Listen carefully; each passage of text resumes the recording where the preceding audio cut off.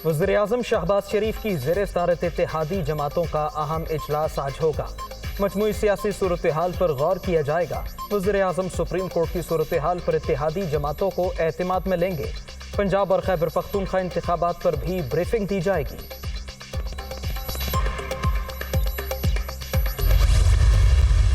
मुतफ़िका आवाज़ है कि फुल कोर्ट बनाई जाए। अपनी कौम से मैं ये कहूँगा कि मेरी कौम के लोगों, देखो, अपनी आंखें खोलो, ये आपके साथ बड़ा घिनौना मजाक हो रहा है। जो बेंच ही कबूल नहीं है तो उसका फैसला कैसे कबूल होगा? क्या इमरान खान के लिए हमने सारे फैसले करने हैं? सिर्फ एक बंदे की खातिर सियासत हो रही है। पता नहीं आज के फैसले मुल्क को कहां ले जाएंगे। कौम अहद कर ले, ऐसा नहीं होने देगी। ये ट्रक या रेढ़ी वाले का मसला नहीं, कौमी मामला है। इशू बहुत बड़ा है, सब मुत्तफिक हैं, फुल कोर्ट बनाया जाए। कौम के साथ घिनौना मजाक किया जा रहा है। खुदा न खास्ता फैसला आया तो डॉलर 500 रुपए का हो जाएगा।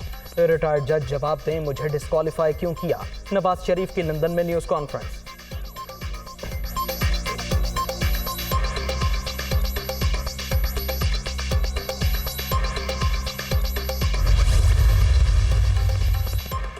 चाहे फुल बेंच भी बन जाए, हमें फर्क नहीं पड़ता। आइन में वाज़ेह है, इंतखाबात नवेरोज में होने चाहिए। इमरान खान की चौधरी परवेज इलाही से मुलाकात में गुफ्तगू।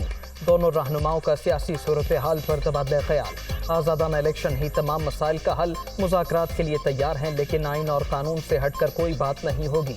अदलिया की आज़ादी और आइन पर कोई समझौता नहीं होगा। तहरीक इंसाफ जमहूरियत बचाने के लिए हर हद तक जाएगी। PTI चेयरमैन की सीनियर सहाफ़ियों से बातचीत।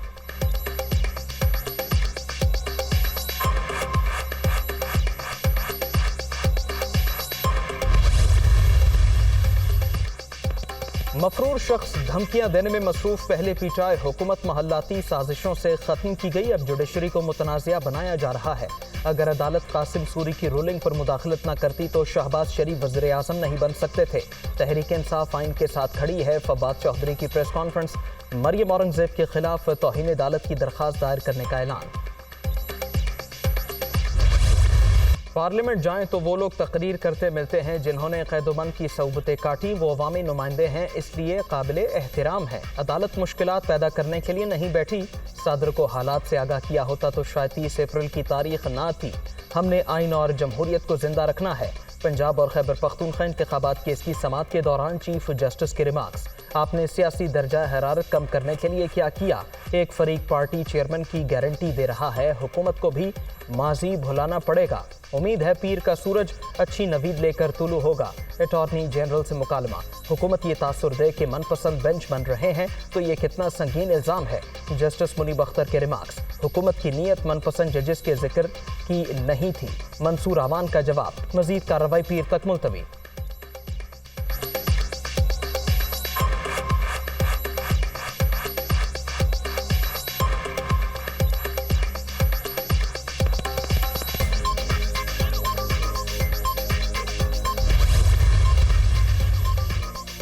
पंजाब और खैबर पख्तूनख्वा में इंतखाबात के इल्तिवा का मुकदमा। जस्टिस जमाल मंदोखेल अदालती बेंच से अलग। हुक्मनामा खुली अदालत में नहीं लिखवाया गया। ऑर्डर लिखते वक्त मुशावरत भी नहीं की गई। जस्टिस फाइज ईसा के फैसले का खुली अदालत में जायजा लेना चाहिए। इख्तिलाफी नोट का मतन। कल और आज 2 जजेस ने समाअत से माजरत की। फुल कोर्ट वाला मामला मेरे जहन में था। कुछ लोग चंद जजेस पर तनकीद कर रहे हैं। अदालत ने हमेशा तहम्मुल का मुजाहरा किया। ये मामला भी देखेंगे। चीफ जस्टिस के रिमार्क्स। पाकिस्तान बार काउंसिल की फुल कोर्ट बेंच बनाने की इस्तदा।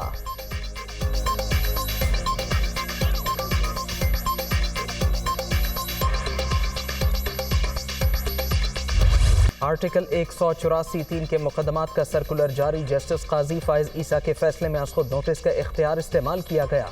इस अंदाज में बेंच का सो मोटो 5 रुकनी अदालती हुक्म की खिलाफ वर्जी है। खुद नोटिस सिर्फ चीफ जस्टिस ही ले सकते हैं। सर्कुलर का मतन। फैसले में दी गई ऑब्जर्वेशन मुस्तरद।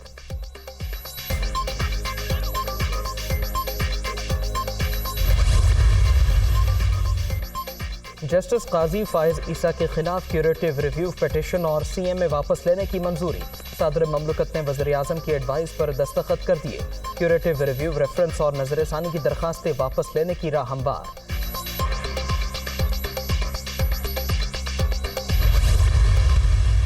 जस्टिस साहब ने कहा कि सियासतदान भी मिल बैठे, हमने कभी उससे इनकार नहीं किया। आप यही बात जब सियासतदानों से कहते हैं तो यही असूल आपको अपने अदारे पे भी लागू करना है। अगर आप अक़लियती फ़ैसले जो हैं उनको हम इन्फोर्स करने की कोशिश करेंगे तो ये बहरान जो है वो मज़ीद संगीन होगा। जब अदालत के अंदर से ऐवानों से आवाज़ें उठी तो उन बातों को सुनना भी ज़रूरी है। हमने कभी सियासी बातचीत से इनकार नहीं किया। अक़लियती फैसलों से बहरान बढ़ेगा। जिन मामलात में तकसीम नजर आ रही है, अदालत को इन्हें हल करना चाहिए। फैसला ऐसा होना चाहिए जो सियासी मुस्तक़बिल के लिए भी मुफीद हो। वफाकी वज़ीर क़ानून आज़म नज़ीर तारड़ की गुफ्तगू।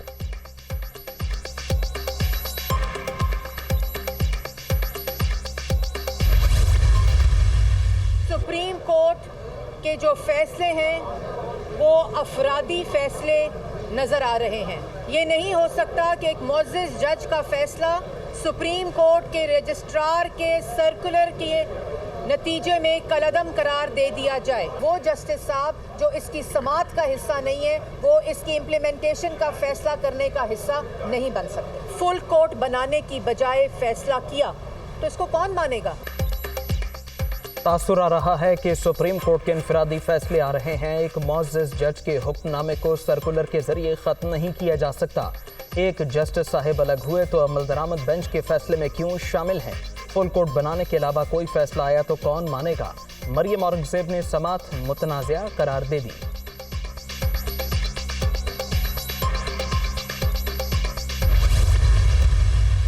मैंने आज तक ये बात नहीं सुनी कि सुप्रीम कोर्ट के बेंच के फैसले को सर्कुलर के ज़रिए से जो है वो इनफेक्टिव कर दिया जाए।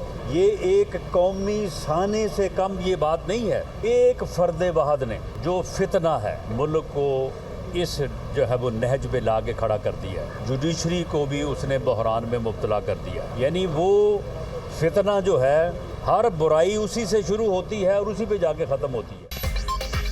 एक फितने ने अदलिया को भी बहरान में धकेल दिया। सुप्रीम कोर्ट के बेंच का फैसला सर्कुलर के जरिए तब्दील नहीं हो सकता। ये बेंच पहले 9 अरकान से शुरू हुआ था, अब 3 पर आ गया है।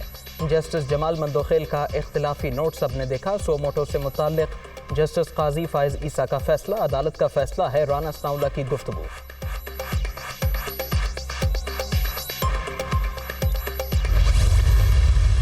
एक मुअज़्ज़िज़ जज साहब ने जो है वो माजरत कर ली है और बेंच एक दफ़ा फिर टूट गया। एक बात जो है बार बार साबित हो रही है कि एतमाद का फुकदान है इस वक्त। तो ये बदकिस्मती है हमारी कि जब सियासतदानों में तो पार्टीबाजी भी होती है, मुखासमत भी होती है, लड़ाई झगड़े भी होते हैं।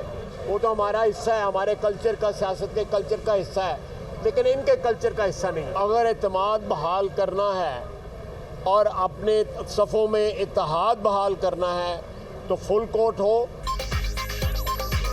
एक मुअज़्ज़िज़ जज ने माजरत कर ली। इस वक्त एतमाद का फुकदान है। सियासतदानों में पार्टीबाजी भी होती है और लड़ाई भी, लेकिन अदलिया में ऐसा नहीं होना चाहिए। पहले दिन से कह रहे हैं फुल कोर्ट बनाएं। अगर एतमाद और सफ़ों में इत्तेहाद बहाल करना है तो यही वाहिद रास्ता है। ख्वाजा आसिफ का रद्द-ए-अमल।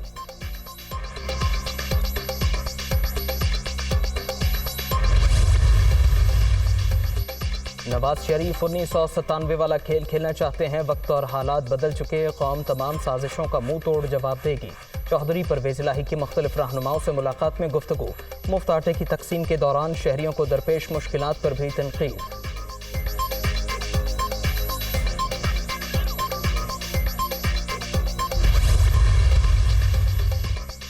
इंतखाबात के दौरान पुरअमन रहेंगे। तहरीक इंसाफ ने सियासी दर्जा हरारत में कमी की यकीन दहानी सुप्रीम कोर्ट में जमा करा दी।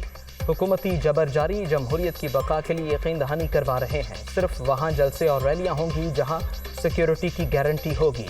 पीटीआई का मौक़िफ़।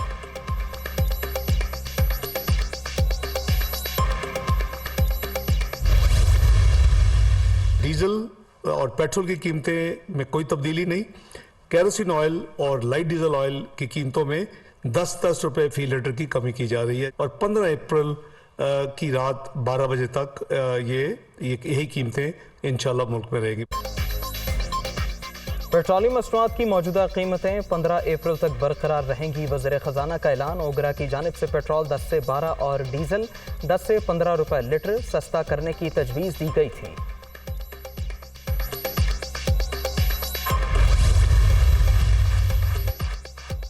पाकिस्तान ने कभी डिफ़ॉल्ट किया ना करेगा। IMF की तमाम पेशगी शराइत पूरी कर चुके हैं। मुआहिदा जल्द तय पा जाएगा। हमें मॉनेटरी फंड के बगैर रहना सीखना होगा। वज़ीर ख़जाना इसहाक डार का तकरीब से खिताब। ताजिर बरादरी से बजट तजावीज़ तलब।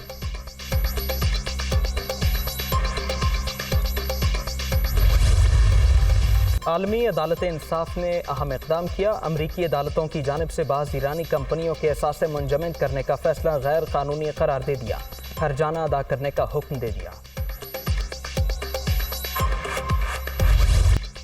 बारिश वो भी मूसलाधार, हर तरफ पानी ही पानी। लाहौर समेत मुख्तलिफ शहरों में बादलों के डेरे। वक्फे से रिमझिम निशेबी इलाके ज़ेर-ए-आब। ट्रैफिक की रवानी शदीद मुतासिर। बरसात का सिलसिला मज़ीद 2 रोज़ जारी रहने की पेशगोई।